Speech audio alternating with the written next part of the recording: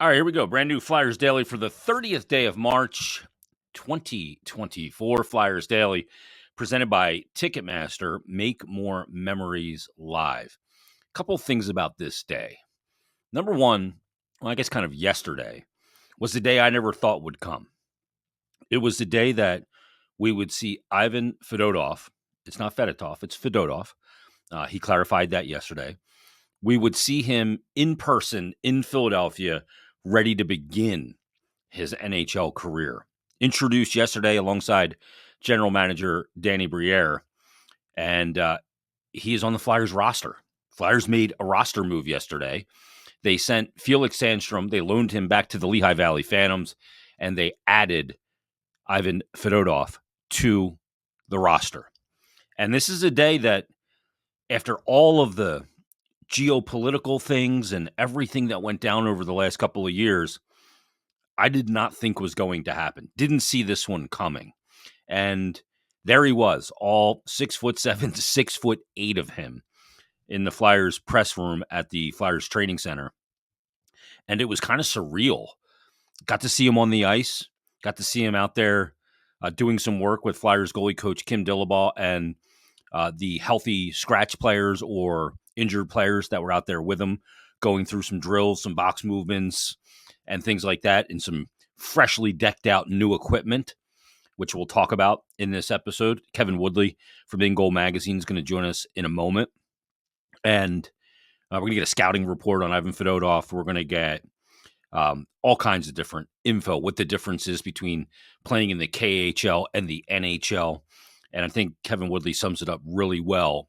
And it may seem like he was being dramatic when he says it's almost like playing a different sport. That's how different playing in the KHL as a goalie is compared to playing in the NHL. So it's a big ask.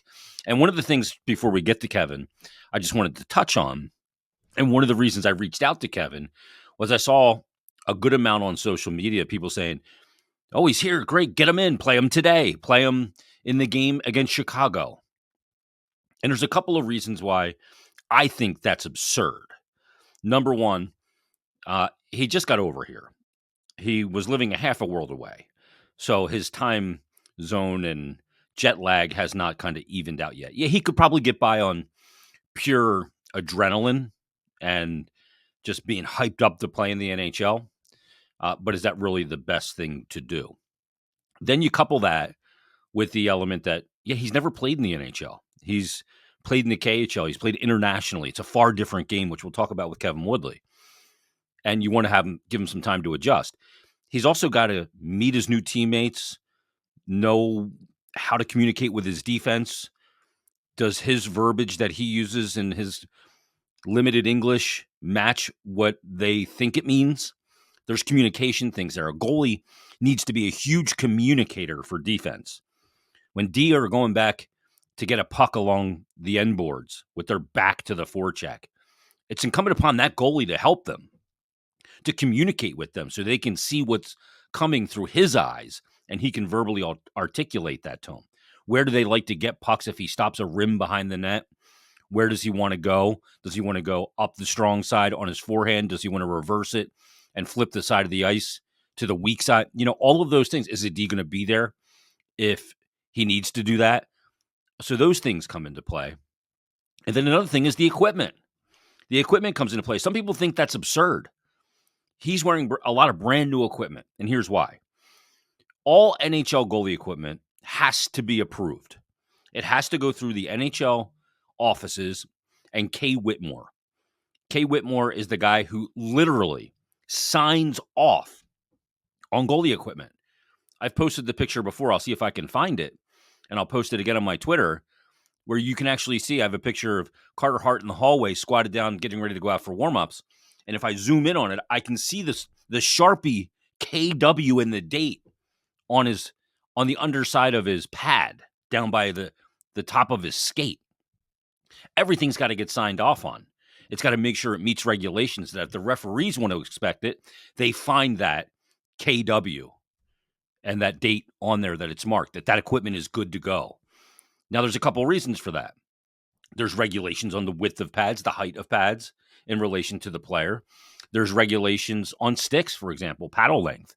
Now, for a player like Ivan Fedotov, obviously the paddle length's a little longer because he's a very tall guy. And then you look at, like, Zdeno Chara had to have a special stick because he was so tall. It went beyond regulation.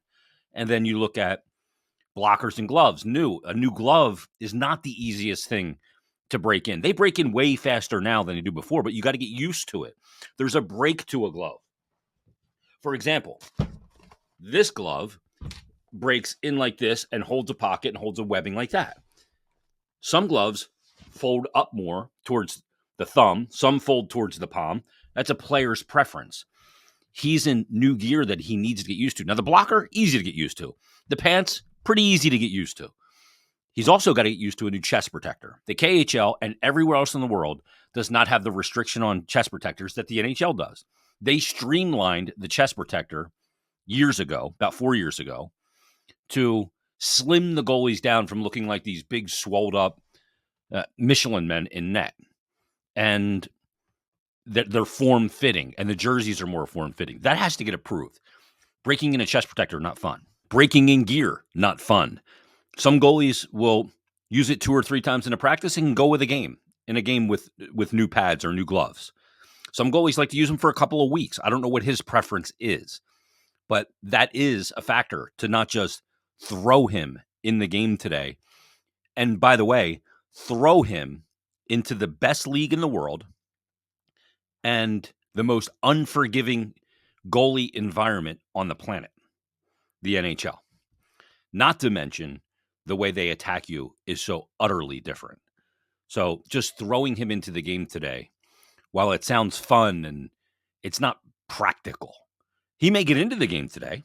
If Sam Ersson gets hurt or Sam Ersson has a rough go and they have to pull him, maybe you do throw him in there.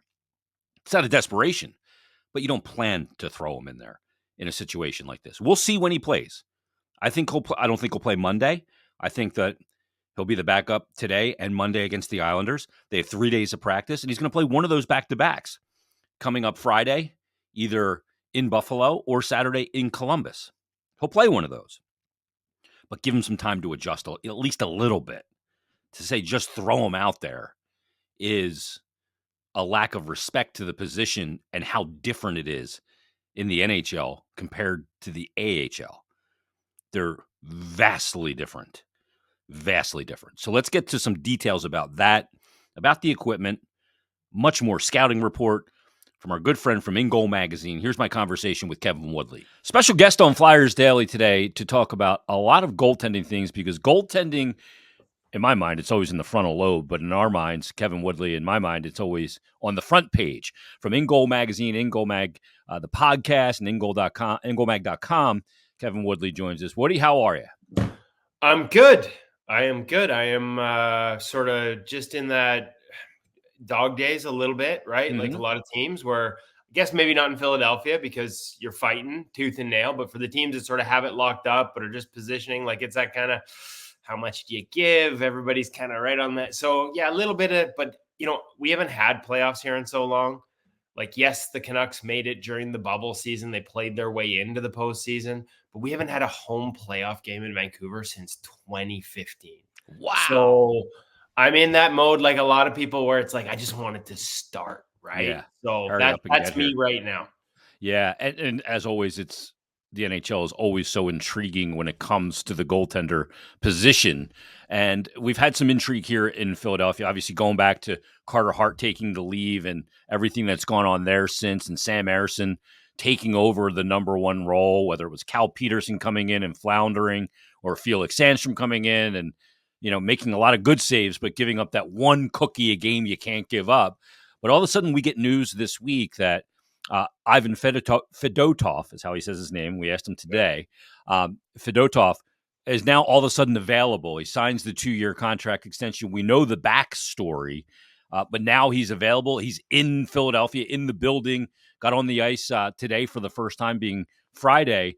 And I want to talk to you about some of the challenges of coming over from the Continental Hockey League into the NHL and those adjustments that need to be made. Now, I saw a lot of people tweeting, well, get him in there tomorrow because the Flyers play, when people hear this, today, Saturday. But there's a lot of things to consider here. One is the guy just came from halfway around the world, probably a bit jet lagged, not on our schedule just yet. There's equipment things and getting adjusted to new equipment. But when you talk about adjusting to the NHL from the KHL, what's the biggest thing for you other than maybe the size of some of the rinks? Okay, so I want to get into the equipment because I got questions for you. I saw the pictures today, and obviously the fact he's just a monster in the net. And I did reach out to some contacts in the KHL who have actually been goalie coaches against him and seen him play over the last number of years, and so have some good opinions on him. But in terms of style of play, I don't want to overstate it, but for some that have gone the other direction from the NHL, it's pretty much a different sport. Like from a goalie perspective, it's almost a different sport. That's how different the style of play is in the KHL from the NHL, to the point where, the last time we sort of had lockouts, shutdowns here, and obviously that's a while ago. So, things 13. change to a degree. But I remember like Pekka Rinne going over there and talking to him when he got back. He's like, I'll never go again. There's no point. It does me no good as a goal. Like, it's just not the same game. It's pass, pass, pass, pass, guy wide open. You think he's going to shoot, but he dusts it off and passes one more time. Like, it is easy, and you can approach it. You can get benefits out of it. I've talked to a number of goaltenders who have gone to Europe and Russia and then tried to come back and felt like there is a degree of patience required on your skates, on your edges, play reading required that is not the same over here. And you can, if you focus on those things, you can get better with your skating, with your edge control, with your patience and holding edges and not committing early, because you can't over there because it's just all pass, pass, pass. But coming the other way, like there's the ring size and the lack of time and space. Like when the puck's in the corner over there, you could have a cup of coffee and sort of look off the puck and figure things out before it's ever getting to the net. Over here, everything is direct and funneled towards the net.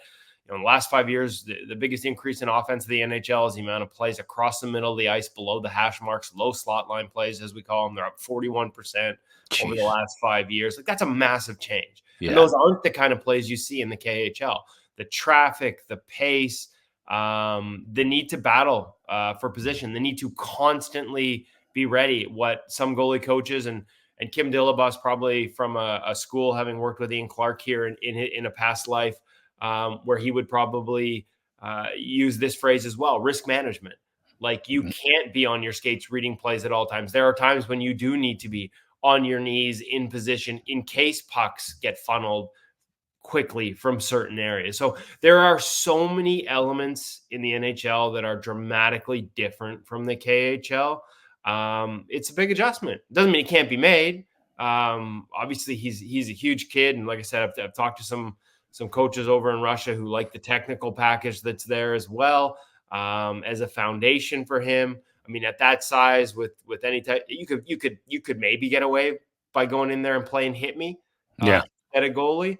But man, there are no absolutes in goaltending, Jason. So I should be careful to say it's impossible. But there's a reason very few have done it, especially in short order, especially at this time of the year. And I mean, Shesterkin, and I don't think we're comparing him to Igor or Ilya Sorokin, but look at Shesterkin, half a year in the American Hockey League. Sorokin makes the jump right away, but don't forget, he wasn't allowed to play in the bubble, but he was with the Islanders. They brought him to the bubble. He had all that time in practice. He had all that time around the game to sort of figure it out. Then he had a training camp the next season. And if you look, he said then it took him 2 weeks to make that adjustment at the start of the year. Yeah. Not 2 weeks away from the playoffs when the game's moving as fast as it ever does. So it's a big ask. Doesn't mean it's impossible, but man, like, jumping right in there, just it feels like that's a pretty big task, even for a goalie as big as Ivan is. And look, people are saying put him in today. He got on the ice yesterday. They didn't even practice yesterday. He was out there with the injured players, just working with Kim Dillaball and working on some things. Let's go to the equipment, because you saw the gear. It was crispy. As soon as I saw the pads, I said, "Oh, well, those are."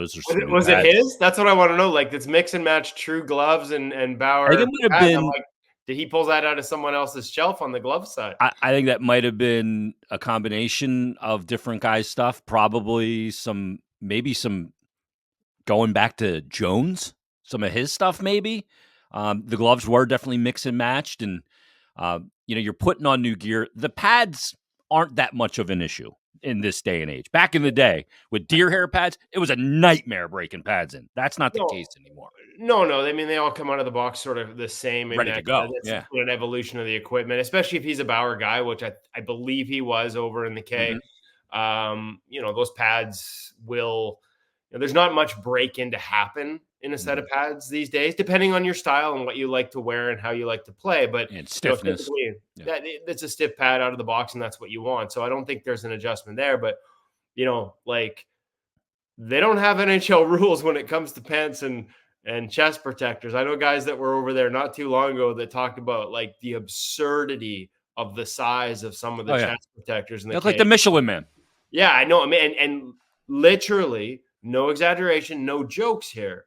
Guys would stuff yoga blocks underneath portions of the padding to make themselves bigger in the KHL. And it was sort of, there weren't a lot of rules when it came to goalie equipment over there. And it isn't to the degree it was, 5, 6, 7 years ago, but certainly you don't have Kay Whitmore out with the tape measure, making sure everything is designed to fit your body and streamlined and tight. And I think your coverage, especially for a big goalie, because big goalies equal bigger holes, coverage and chest protector, I'd be curious to see. It's possible he was in a stock unit over there.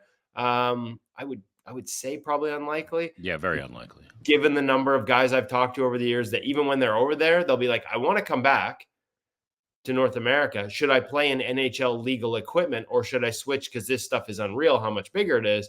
And I always say switch because when NHL readjust when you get back. Yeah, they look at your numbers. They don't care what you're wearing. If you suck in a smaller chest protector, you're not getting back. So, again, haven't talked to him. Haven't had a chance to reach out to Kim to sort of get some of the insides on just how big an adjustment this is in terms of equipment.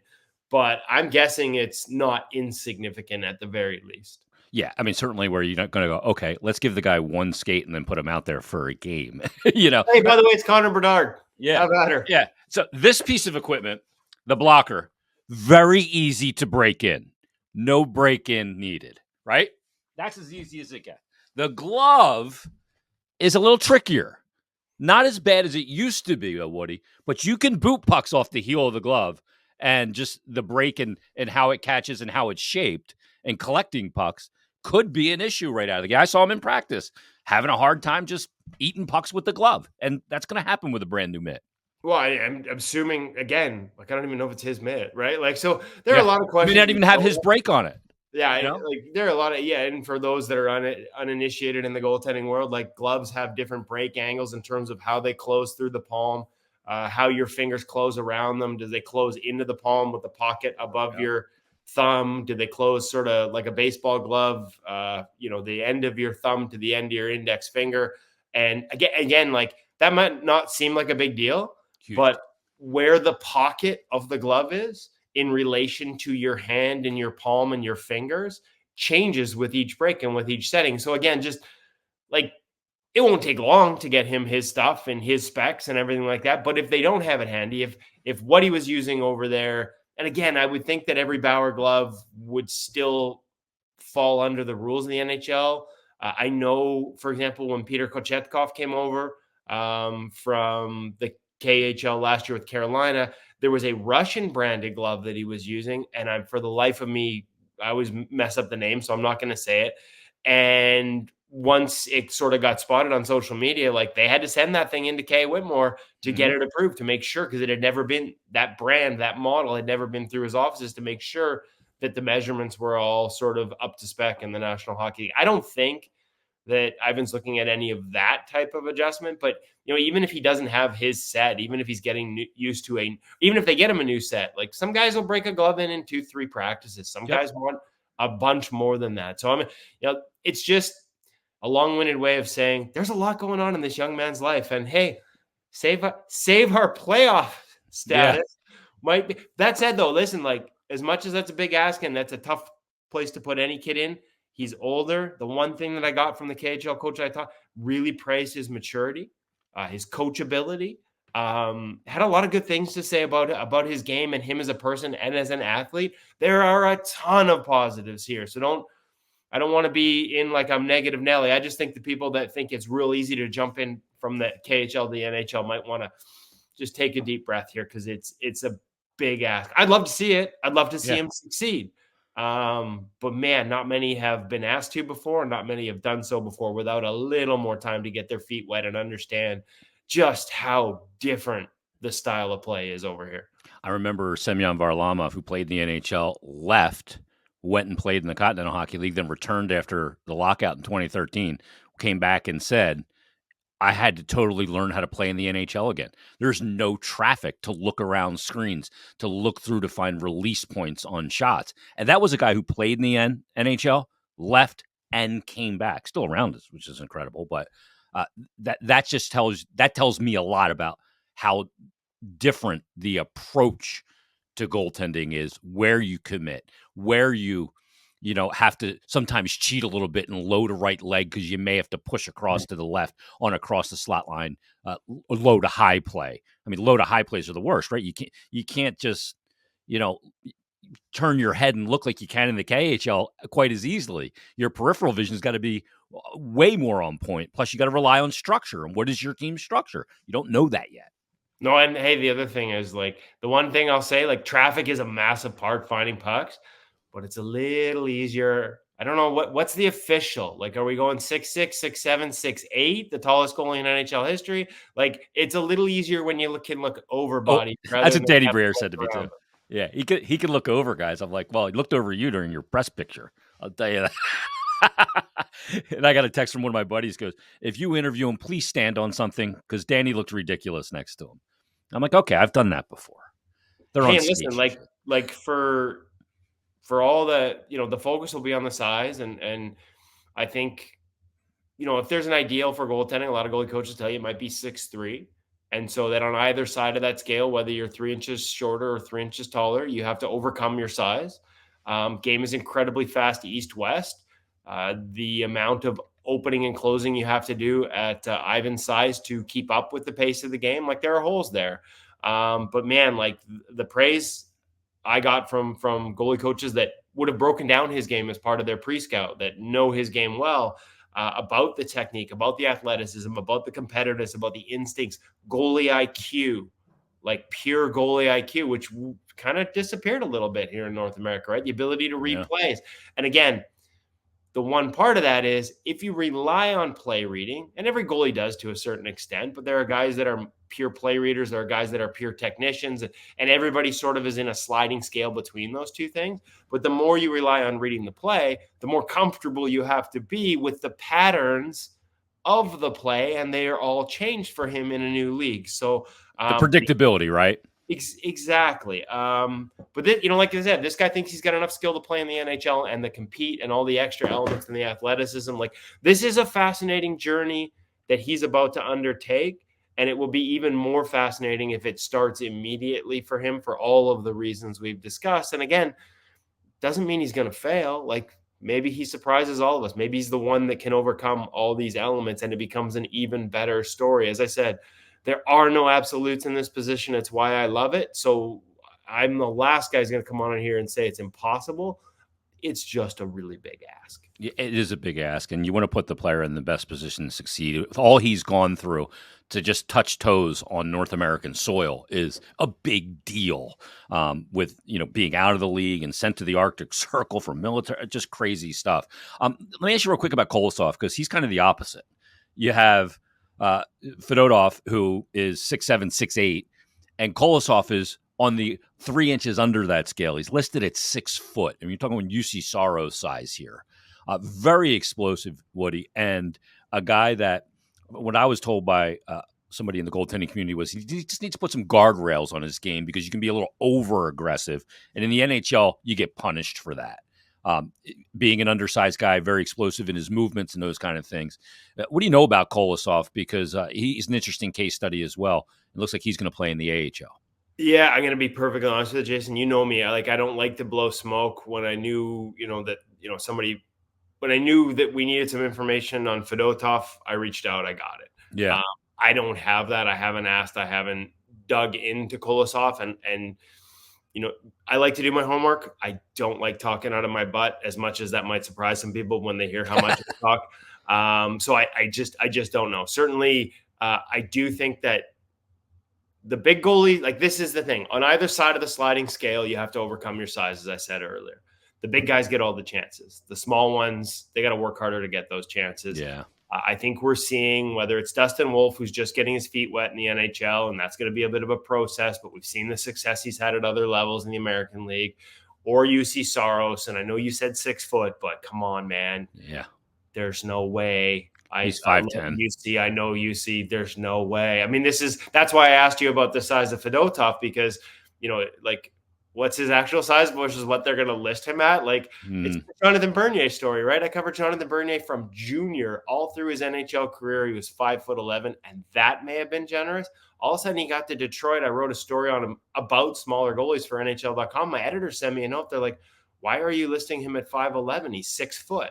I'm like, Jonathan Bernier hasn't been 6 foot his entire career, and all of a sudden the Red Wings were listing him at 6 foot, so he didn't quite fit my story narrative. So, listen, the game is so fast east-west.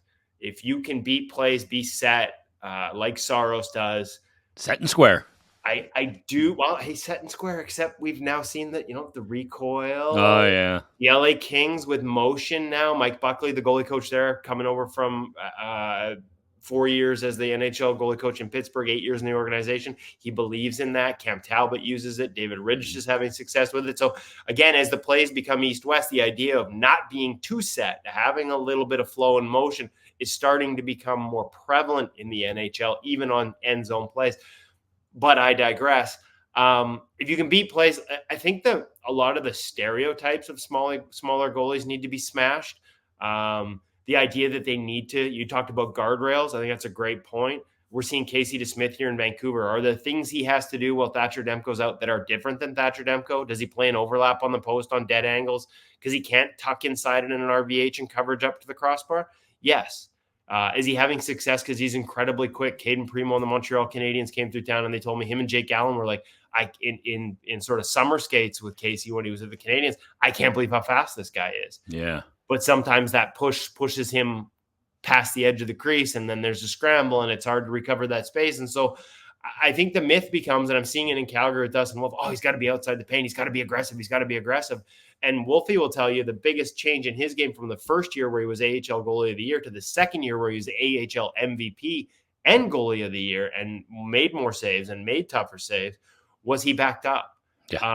So I think there can be this stereotypical push for small goalies like Kolosov to get out there further. But the reality is, and Saros sort of proved this, not just to everyone, but to Pekka Rinne. Pekka Rinne looked at UC Saros. Pekka had some of his best years after UC arrived because he looked at UC and was like, he's that small. I'm this big. How come he's having success playing 2 feet deeper than me? Yeah. Right. So you don't need to less distance to travel. Yeah. It's pretty simple. Get out there. Please don't start saying, he's got to be out way past it. Like, no.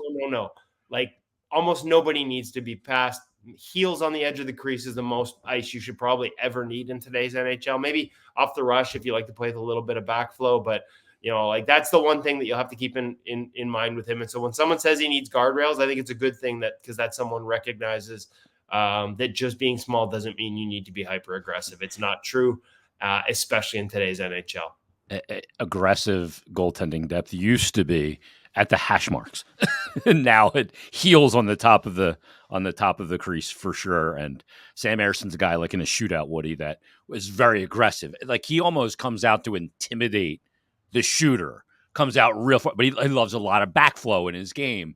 And shootouts are not, totally not different games, right? flow. Look at Devin Levi's the same way, and we're seeing this come back into the game. I mean, you talk about hash marks. Levi on a one-on-one breakaway, if he reads it's pure, and in shootouts, he will be damn near out at the hash to start and time his retreat. Yep. And, there's a kid that I also believe is going to have a lot of success as a smaller goal in the NHL. So the opportunities are there increasingly. If you can beat plays on your feet, the way the game is going, where bigger goalies might need to slide prematurely, I think it's just a massive advantage because of the trends offensively that we're seeing. No doubt about it. Well, we are coming up to the greatest time of year, the playoffs, when goalies solidify their position and convince the non-convinced that it is the most important position in sports. So, Kev, thanks for doing this, man. Everybody go to ingoalmag.com. Check out the In Goal Radio podcast. It's fantastic. I listen to it weekly and read Kevin's work. NHL.com, Kev, and where else? Just NHL.com and ingoalmag.com. That's it keeps me more than busy these days. I don't have time for any extra gigs right now. Yeah, thanks for the insight, brother. Always appreciate it. Yeah, thanks, Jason. Always good talking goaltending with you. Always great to catch up with Kevin Woodley here on Flyers Daily. We love his drop-ins and visits, and he just adds so much contextual knowledge about the way that the position is played. Kevin didn't play it at a high level. I didn't play it at a high level. But you learn from those that did or that coach it and that know it to an extremely high level. And you value that opinion. And Kevin is great at exactly that. So we'll see. Flyers and Blackhawks today need the 2 points. Paramount. It is tight. Flyers need the 2 points against the Blackhawks today. Will they get it? Will we see Ivan Fedotov in the game today? Hopefully not. Hopefully Sam Ersson plays well, and gets through the full 60 minutes, and the Flyers get a win. We shall see. But we'll have more conversation about Ivan Fedotov and much more coming up tomorrow on a brand new Flyers Daily.